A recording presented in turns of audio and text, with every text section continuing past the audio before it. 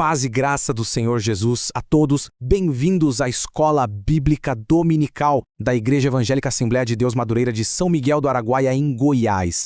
Hoje, a gente continua a nossa caminhada cronológica pela Bíblia para mergulhar de cabeça em um dos livros mais dramáticos e importantes de toda a Escritura, o livro de Êxodo. Essa aqui é a história de como Deus liberta o seu povo da escravidão e faz com eles uma aliança sagrada. Vamos juntos explorar a narrativa que, literalmente molda a identidade de Israel. É uma história de opressão, de milagres incríveis e da revelação da lei de Deus. Então, se prepara para essa jornada, do cativeiro para a liberdade, do deserto até o pé do Monte Sinai. Então, para começar, a nossa história se inicia muitos séculos depois que José levou toda a sua família para o Egito. A bênção de Deus foi tão grande sobre os descendentes de Jacó, mas tão grande que a nação que os acolheu começou a enxergá-los não mais como convidados, mas sim como uma ameaça. A situação, pessoal, era simplesmente desesperadora. Aquele povo que chegou no Egito como uma família de 70 pessoas, agora tinha se multiplicado de um jeito impressionante. E o novo faraó, com medo desse poder todo, impôs uma escravidão terrível que chegou ao ponto de um decreto de genocídio, a morte de todos os meninos hebreus. E foi no meio dessa escuridão toda que o clamor de Israel finalmente subiu aos céus. E é exatamente aqui que a gente vê a mão de Deus agindo de uma forma inacreditável. Num ato de fé, mas também de desespero, uma mãe levita, Joquebede, entrega seu filho às águas do Nilo. Pensa só. O mesmo rio que deveria ser o túmulo dele se tornou o caminho para a sua salvação. E não para por aí. Ele é adotado pela própria filha do faraó. Moisés acaba sendo criado no centro do poder egípcio, sendo preparado sem nem imaginar para o seu grande destino. Bom, muitos anos se passam. Moisés, agora já um homem feito, foge do Egito depois de um incidente grave e vira pastor lá em Midian.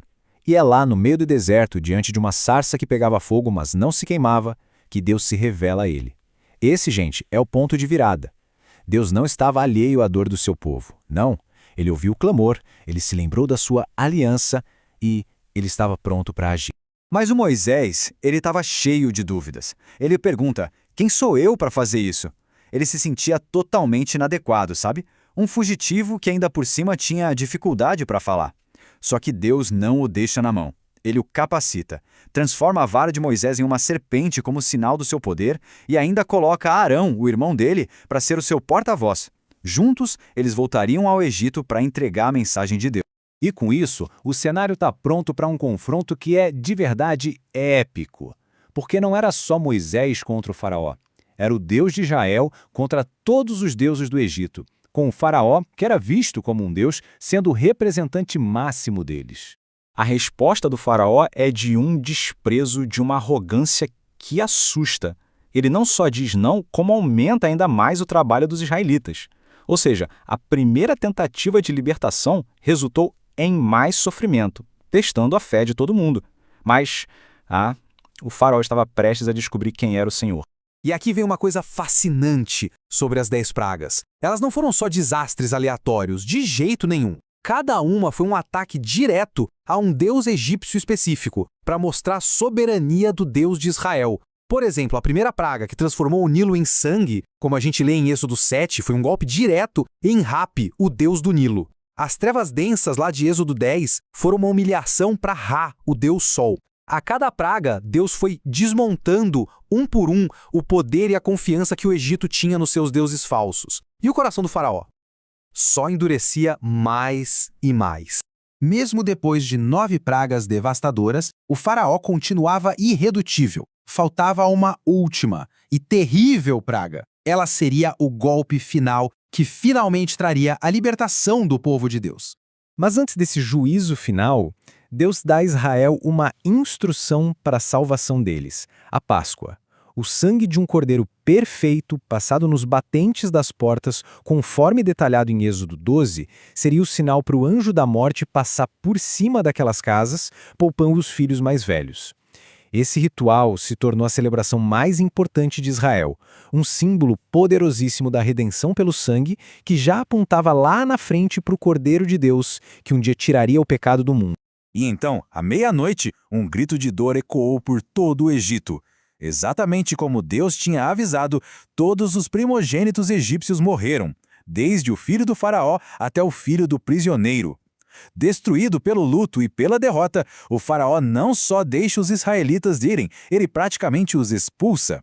A escravidão de 430 anos tinha enfim acabado. E quando eles saíram, eles não estavam sozinhos. A presença de Deus era visível, constante, guiando cada passo. Como a gente lê em Êxodo 13, versículo 21, era uma coluna de nuvem que os protegia do sol escaldante do deserto durante o dia e uma coluna de fogo que os aquecia e iluminava à noite. Era a garantia constante de que Deus estava ali, liderando e protegendo.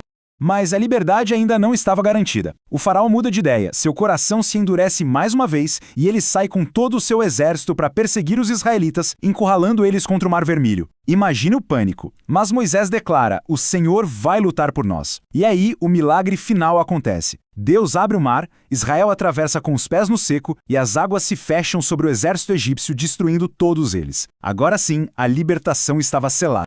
Sabe, a libertação física do Egito foi só o começo. Deus salvou Israel de alguma coisa, mas ele também o salvou para alguma coisa. Agora, ali no deserto, ele os levaria para um novo tipo de relacionamento e daria a eles toda a base para sua nova vida como uma nação. 3 meses depois de saírem do Egito, eles chegam ao Monte Sinai. E ali, Deus faz um convite formal, uma proposta de aliança.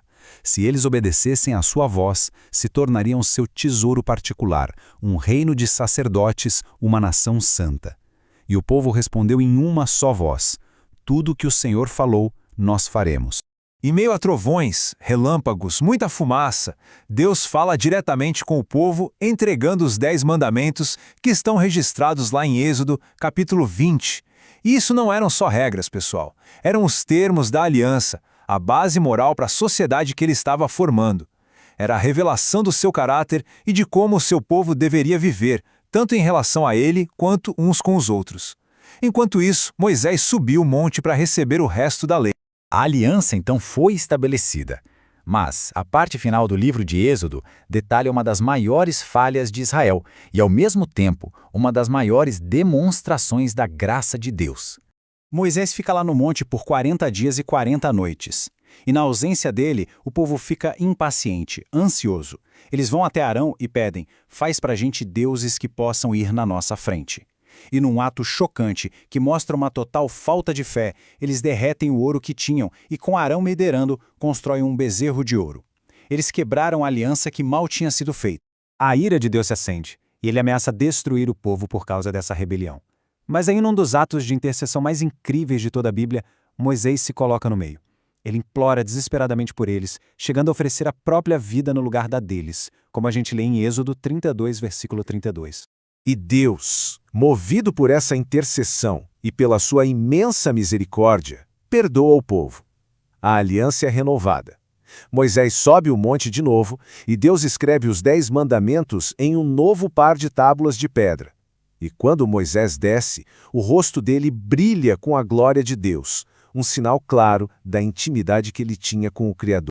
A parte final de Êxodo é toda dedicada às instruções detalhadas para a construção do tabernáculo. Porque, vejam bem, Deus não queria ser só um rei distante de Israel. Ele queria morar no meio deles. E o povo, agora com o coração tocado, responde com uma generosidade incrível, trazendo ofertas para construir essa tenda sagrada que seria o ponto de encontro entre Deus e a humanidade.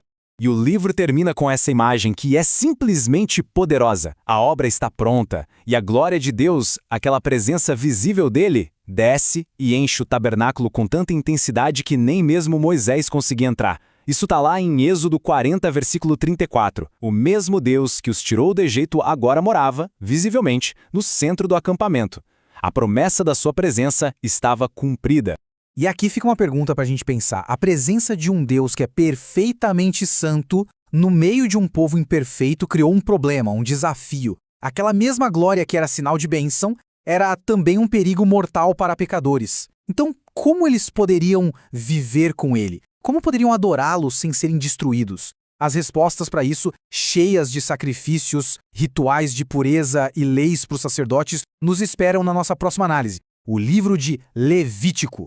Muito obrigado por nos acompanhar nesta jornada pelo livro de Êxodo. Que a história da poderosa libertação de Deus e da sua aliança fiel fortaleça a fé de cada um. Que a graça e a paz do Senhor Jesus seja com todos vocês.